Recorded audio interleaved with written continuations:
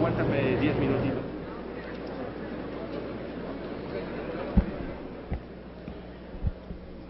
Con su permiso, señor presidente, compañeras y compañeros diputados federales.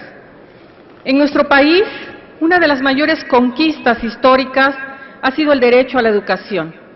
El artículo 3 de nuestra Carta Magna se reformó en diversas ocasiones a lo largo del siglo XX, buscando un doble sentido en la educación. Por un lado, una garantía individual que impulsara la realización personal y por otro, un derecho social inherente al pueblo de México para abatir la ignorancia, los fanatismos y los demás resultados del atraso secular de nuestra población. Con el arribo del nuevo siglo han llegado nuevos retos que merecen nuestra atención. Actualmente los niños y jóvenes que participan en los niveles educativos suman 34.9 millones de alumnos, es decir, en promedio, un tercio de la población. La demanda de educación superior presenta un incremento sin precedentes y dada la población joven de nuestro país que estudia, no parece que disminuirá pronto.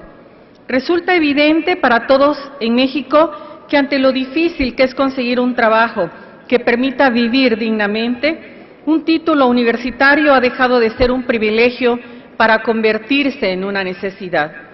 Solo el 13% ingresa a la licenciatura y 2% a algún posgrado. En México no se concluye ni siquiera la secundaria. El problema no radica tan solo en la voluntad y necesidad de los estudiantes. La cobertura de la educación en nuestro país presenta grandes deficiencias en infraestructura.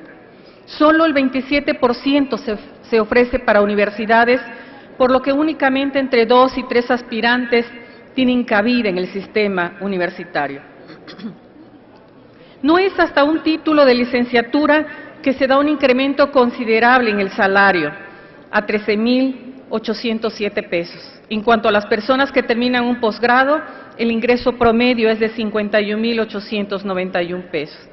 Con base en esta información, resulta evidente que si una persona tiene deseos de progresar, es necesaria su entrada a la universidad y la conclusión de la misma.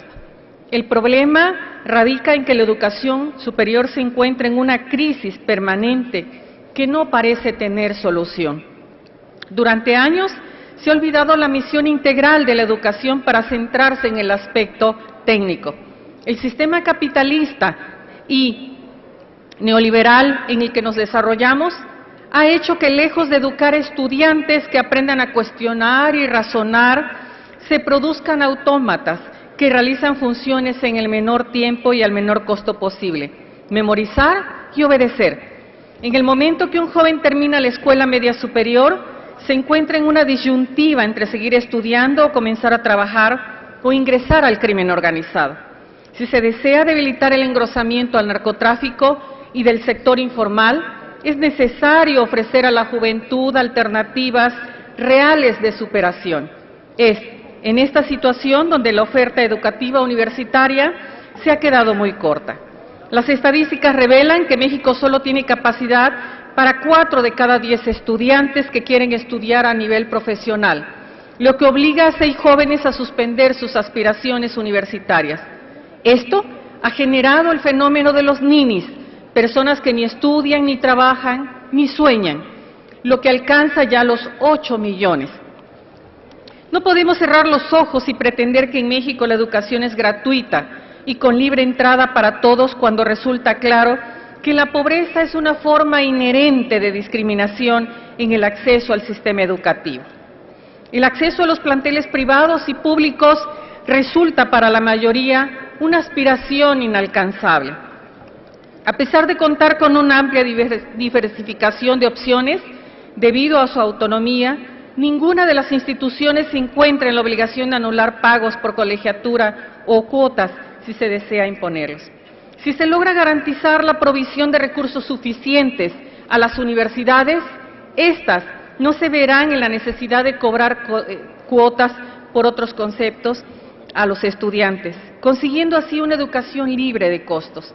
Debemos de terminar con la reducción sistemática del financiamiento público hacia las universidades, lo cual ha derivado en una lucha de 20 años en la que no se ha alcanzado la propuesta de otorgar el 1.5% del Producto Interno Bruto a dicho sector. El Grupo Parlamentario de Movimiento Ciudadano propone el siguiente decreto, que a la letra dice: en el artículo 1 se reforma y adiciona la fracción séptima del artículo 3 de la Constitución Política de los Estados Unidos Mexicanos. En el apartado 7, las universidades y las demás instituciones de educación superior a las que la ley otorgue autonomía deben recibir recursos públicos nunca inferiores al año previo para garantizar el derecho a recibir la educación superior de forma gratuita, y tendrán la facultad y la responsabilidad de gobernarse a sí mismas. Realizarán sus fines de educar, investigar y difundir la cultura de acuerdo con los principios de este artículo, respetando la libertad de cátedra, investigación y de libre examen y discusión de las ideas. Determinarán sus planes y programas, fijarán los términos de ingreso, promoción y permanencia de su personal académico y administrarán su patrimonio. Las relaciones laborales, tanto del personal académico como del administrativo, concluyo, señor presidente, se normarán por el apartado A del artículo 123 de esta Constitución, en los términos y con las modalidades que establezca la Ley Federal del Trabajo conforme a las características propias de un trabajo especial, de manera que concuerden con la autonomía, la libertad de cátedra e investigación y los fines de las instituciones a que esta fracción se refiere. Gracias, señor presidente. Gracias a